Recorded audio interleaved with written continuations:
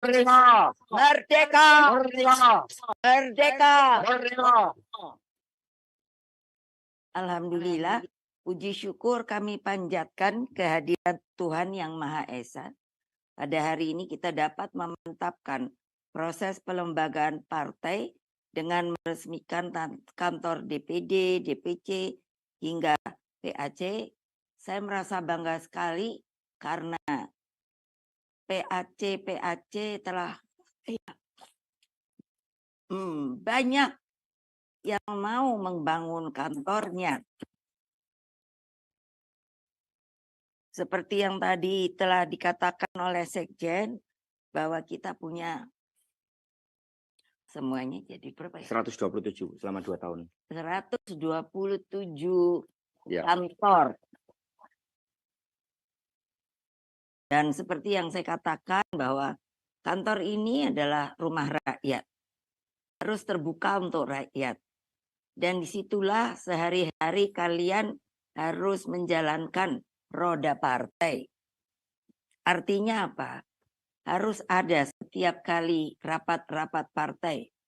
Dan pernah saya instruksikan yang masih berlaku sampai saat sekarang, rapat yang namanya DPD sampai ke tingkat bawah itu harus 1 hari berbeda dengan rapat DPP partai.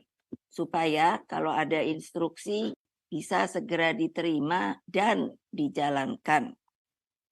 Hal yang lebih menggembirakan saya karena getaran rakyat terhadap Bung Karno, proklamator, dan Bapak bangsa Indonesia semakin kuat. Semakin banyak orang yang meminta untuk diizinkan, baik membuat jalan, baik membuat patung. Ini pun supaya diketahui oleh kalian semua sampai tingkat di luar negeri. Beberapa negara telah meminta kepada saya sebagai wakil dari keluarga besar Bung Karno untuk membuat patung Bung Karno, jalan Bung Karno. Tentunya artinya Bapak bangsa kita ini masih tetap diingat oleh banyak bangsa di dunia. Dengan mengucapkan Bismillahirrahmanirrahim, maka Rumah Sakit Bung Karno di Brebes dan patung Bung Karno di Kabupaten Katingan resmi saya buka.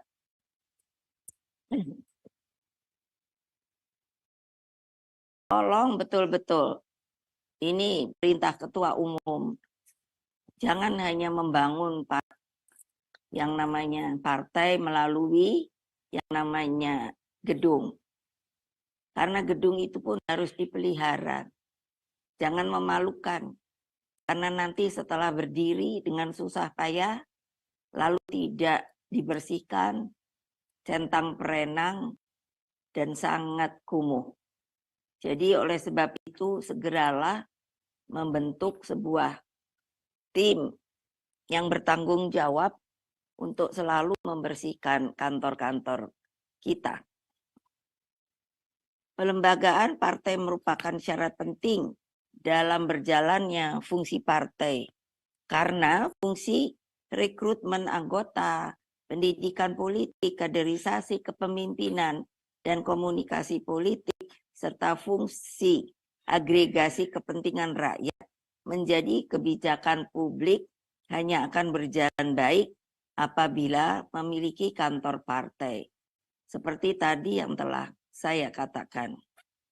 Melalui kerja gotong royong secara terpimpin, kini PDI Perjuangan telah memiliki kantor partai di seluruh Nusantara. Dari ujung barat Aceh hingga ujung timur di Papua. Semua kantor partai sangat representatif. Karena sangat representatif, apa itu artinya? Harus terus dijaga untuk selalu kelihatan nyaman, bersih, orang datang, rakyat datang, harus diterima, sehingga dengan demikian orang akan semakin melihat PDI Perjuangan selain semakin maju dan benar-benar sebagai partai rakyat. dan juga harus bisa menjadi rumah budaya. Kenapa? Carilah yang namanya seni budaya di daerah masing-masing. Berilah kesempatan untuk mempertunjukkannya di ruang, di aula partai, sehingga rakyat pun dengan gratis dapat melihat, mengerti sebenarnya seni budaya yang ada di daerah masing-masing itu benar-benar sangat indah, harus dilestarikan. Dan di partai itulah tempat merancang seluruh kebijakan strategis partai dan pemerintahan. Apa maksud pemerintahan? Jadi mereka dari eksekutif, artinya seperti bupati, wali kota, gubernur, itu harus datang ke kantor partai sebagai orang partai untuk ikut rapat partai. Sehingga dengan demikian makin terjalin kegotong royongan, kekompakan di antara seluruh anggota partai yang berada di 3 pilar partai. Kantor partai ini menjadi harta abadi partai yang tidak boleh diperjualbelikan. Seluruhnya itu atas nama partai. Dengan manajemen yang semakin baik, kini kita memiliki 2 sertifikasi ISO. Pertama, ISO kualitas manajemen politik partai. Ini kita sudah dapat 3 kali.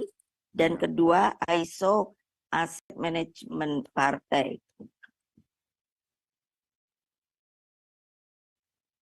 Jadi ini harus juga dipertahankan. Belum ada partai lain yang dapat. Sedangkan kita, menurut KPU, satu-satunya partai yang mendapat ISO. ISO itu betul-betul sangat sulit untuk mendapatkannya, itu di Asia. Di luar itu partai juga selama 4 kali berturut-turut menerima penghargaan sebagai partai paling informatif. Maksudnya adalah apa? Sangat mudah untuk mendapatkan informasi dari sisi manajemen, dari DPP sampai ke anak ranting itu biasanya seharusnya sudah mengetahui informasi apa saja yang telah diberikan. Anak-anakku seluruh anggota dan kader PDI yang selalu saya banggakan, secara khusus saya mengucapkan terima kasih bahwa partai telah menempatkan keseluruhan rekam jejak sejarah Bung Karno di dalam memerdekakan bangsa dan negara Indonesia dalam bentuk monumen Bung Karno dan kantor-kantor partai. Dulu di kota Bandung telah dibangun kantor DPC partai yang megah dan menjadi representasi gerak anak-anak muda. Nah, di kota ini juga Bung Karno mulai berjuang dari umur 16 tahun. Dan beliau itu dengan konsekuen. Makanya ibu-ibu minta pada kalian untuk konsekuen. Kalau sudah menjadi anggota partai, jangan melirik-melirik lagi untuk pindah partai. Itu tidak ada dedikasi of life-nya. Nah, dengan demikian maka kita benar-benar menjadi pejuang partai. Jadi bayangkan, umur 16, beliau itu sudah keluar masuk penjara, di Bancai, Sukamiskin, dan juga untuk Indonesia merdeka, beliau tidak pernah surut semangat juangnya. Lalu dengan penuh gelora, beliau menyampaikan gugatannya ketika di dalam pengadilan yang disebut Indonesia menggugat. Kalian harus baca loh, supaya mengerti mengapa kalian mau menjadi PDI Perjuangan. Semangat juang inilah yang seharusnya menjadi kultur budaya partai. Jangan asal pakai merah hitam begitu, lalu sudah bilang saya PDI Perjuangan.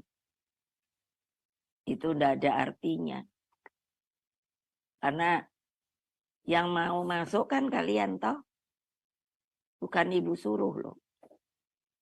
Anak-anakku yang saya cintai, saudara sekalian, di kota Bandung itu semangat anti kolonialisme dan imperialisme memancar ke seluruh dunia melalui penyelenggaraan konferensi Asia Afrika pada tahun 55. Maka jauh sebelumnya pada tahun 1934 sampai 1938 Bung Karno berada di ujung Nusa Tenggara Timur. Dan kenapa berada di sana? Karena beliau dibuang ke ND. Di Kabupaten ND inilah persemaian seluruh konsepsi nasionalisme, marhaenisme dioleh ke dalam saripatinya yang oleh falsafah bangsa disebut Pancasila. Kalau sebagai anggota PDI Perjuangan, lalu kalian tidak tahu Pancasila, itu aneh. Jadi resapkan ke dalam hati sanubari kalian. Karena di sanalah untuk kita bergerak tahu mengapa harus kita ikuti Pancasila itu. Karena Pancasila itu kalau di bawah, di lapangan, itu adalah bergotong royong. Dari ND bayangkan, pemerintah Belanda istilahnya ibu itu kok nggak capek-capek ya. Masih dibuang ke Bengkulu. Di tempat ini pula, Bung Karno terus bergerak menggelorakan semangat kebangsaan. Bermula hanya dari 2 orang. Kebetulan ada anggota TNI yang berprofesi sebagai guru. Lalu Bung Karno membangkitkan kesadaran masyarakat Bengkulu untuk berjuang bagi kemerdekaan bangsanya. Di Bengkulu ini juga Bung Karno, karena beliau arsitek, membangun Masjid Jami sebagai model pendekatan atas kultur Islam yang begitu kuat di wilayah itu. Kini di Bengkulu telah berdiri kantor DPD partai yang melambangkan tekad yang semakin menjulang tinggi bagi kemerdekaan Indonesia.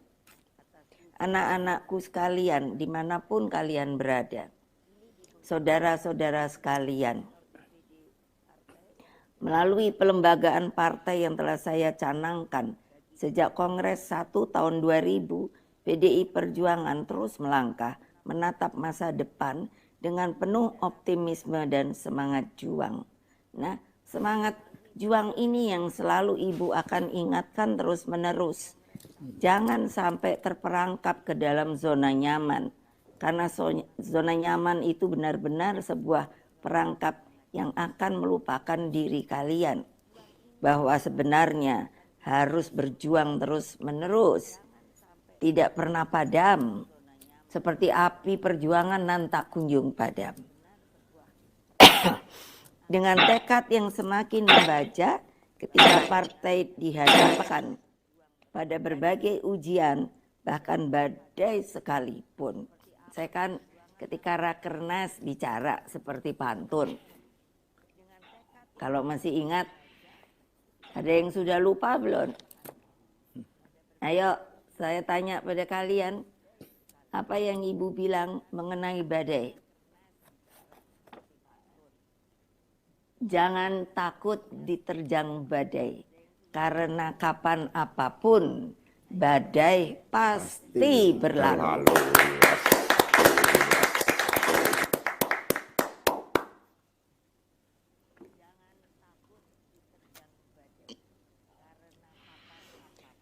Terus matahari pasti nggak akan bisa kecuali Allah Subhanahu wa Ta'ala. Matahari pasti terbit di ufuk timur.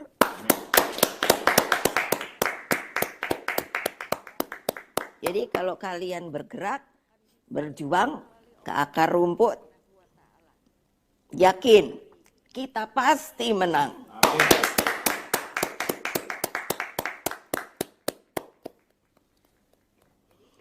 Karena saya selalu meyakini, kita semua meyakini bahwa partai itu ada karena kehendak rakyat.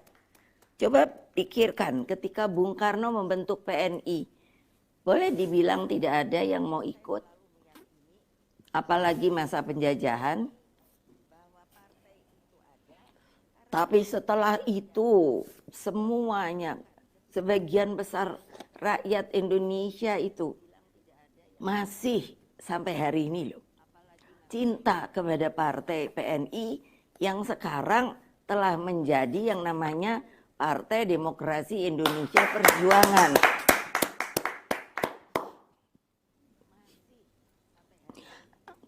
Apa ini? Jadi semangatnya tidak hilang loh.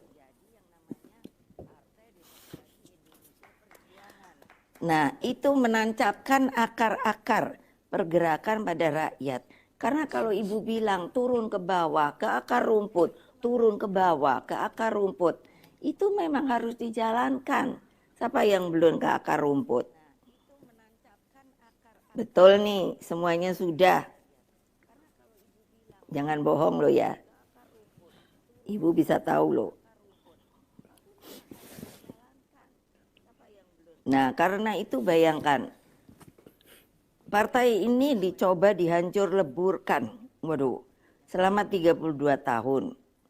Tapi kan terus kita ada. Demikian halnya ketika kita berada di luar pemerintahan selama 2 periode, rakyat tetap bersama kita. Berbagai ujian itulah yang membuat kita semakin matang dalam politik. Saya lihat ada mana tadi ya? Kok menghilang? Mana Bu? Tunggu. DPC, itu dia. Ini Kota Surakarta. Kota Surakarta ditampilkan Pak Adi. Oh itu. Kenapa kok ibu nyebut itu? Karena ketua DPC-nya itu orang lama. Dianya ikut dari PDI. Itu orangnya pakai berngos. Kalau ngomong seenaknya sendiri. Kalian juga mesti seperti dia. Senioritasnya luar biasa. Sekarang ya, dan kesetiaannya pada partai. Tunggu mana lagi ya. Oh, tadi ada, sekarang kemana itu? NTB. NTB. NTB Pak Adi tayangkan. NTB. Pak Rahmat.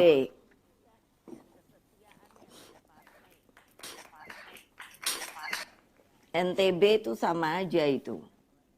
Orangnya juga itu satu lehting sama Pak Rudi. Ya bayangkan, mesti ada loh yang pada ngikut.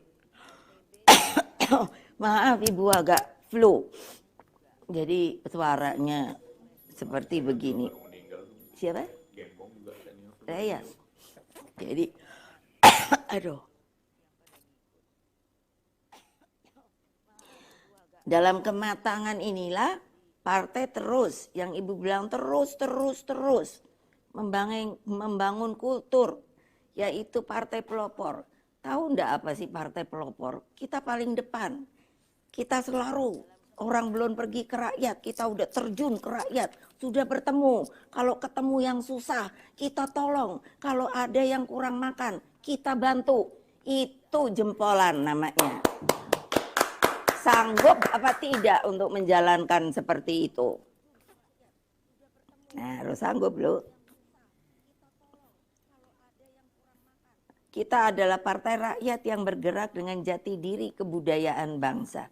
Kebudayaan bangsa kita, mengapa Bung Karno bilang bahwa kalau Pancasila dijalankan, diwejawantahkan ke lapangan itu namanya gotong royong. Kebudayaan kita ini sebenarnya bergotong royong loh. Jadi jangan lupa itu.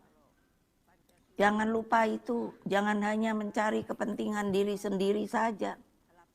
Kalian sudah enak loh ikut PDI Perjuangan. Boleh tanya Pak Rudi, Pak Rahmat, dan lain sebagainya. Yang dulu ikut dengan saya di PDI. Seperti apa susahnya membesarkan partai itu. Sekarang kalian tuh tinggal menikmati kemenangan. Tapi kalau kaliannya sendiri tidak mau melupakan janji untuk bersama rakyat, menurut saya, ya kalian sendiri loh yang akan dilupakan oleh rakyat. Jadi jangan sekali-kali pun.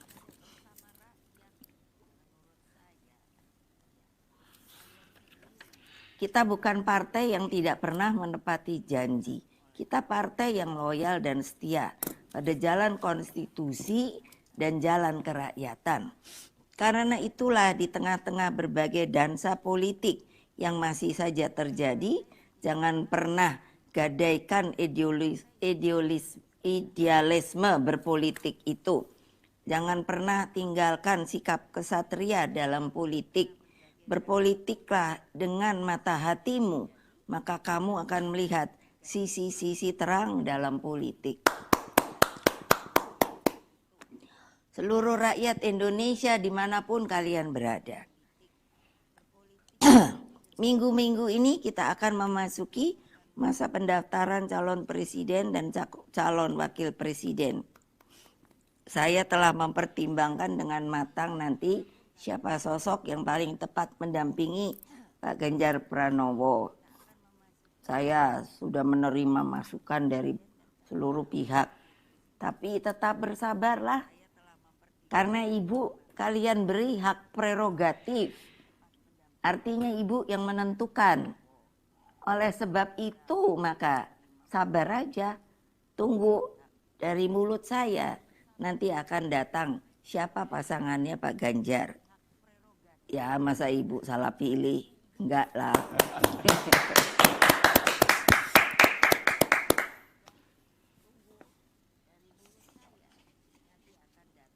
Itu bukan demi PDI Perjuangan semata loh. Bukan hanya berkeinginan yang namanya hitungan elektoral saja loh. Tapi itu juga bukan kepentingan saya pribadi atau keluarga loh. Jadi saya memang mencari seseorang pemimpin itu untuk bisa memimpin Republik Indonesia ini dengan baik. Jadi saya ini wakil itu tunggu aja dah ya.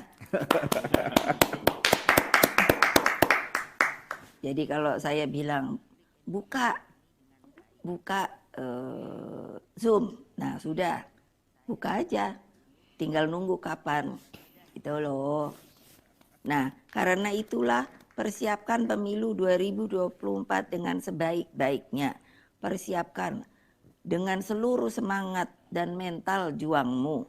Tuntunlah seluruh akal, budi, tekad, dan kehendakmu. Jadikanlah pemilu 2024 sebagai komitmen terpenting untuk menempatkan di atasnya kepentingan rakyat, bangsa, dan menempatkan negara di atas segalanya. Jadi bukan untuk kalian saja pribadi, tapi kita harus ingat untuk yang namanya anak cucu kita. Jangan merasa lagi seperti zaman waktu dijajah. Kita maunya terus menjadi negara merdeka berdaulat. Bebas dan aktif. Kalau kalian tidak mengerti apa yang Ibu katakan, kalian bukanlah kader-kader PDI Perjuangan. Nah, oleh sebab itu, mari kita mohon kepada Allah Subhanahu wa Ta'ala merestui perjuangan kita. Amin.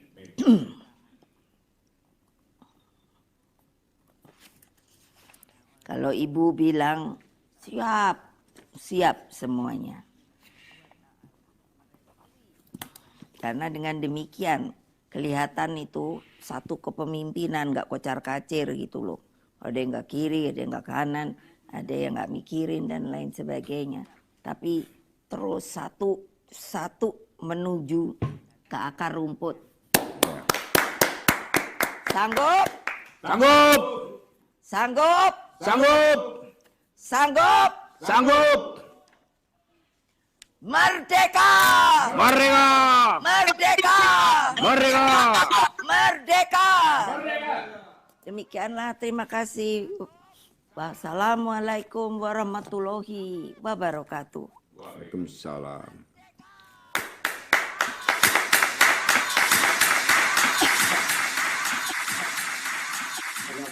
Demikian tadi sambutan dan sekaligus instruksi dari Ibu Megawati Soekarno Putri kepada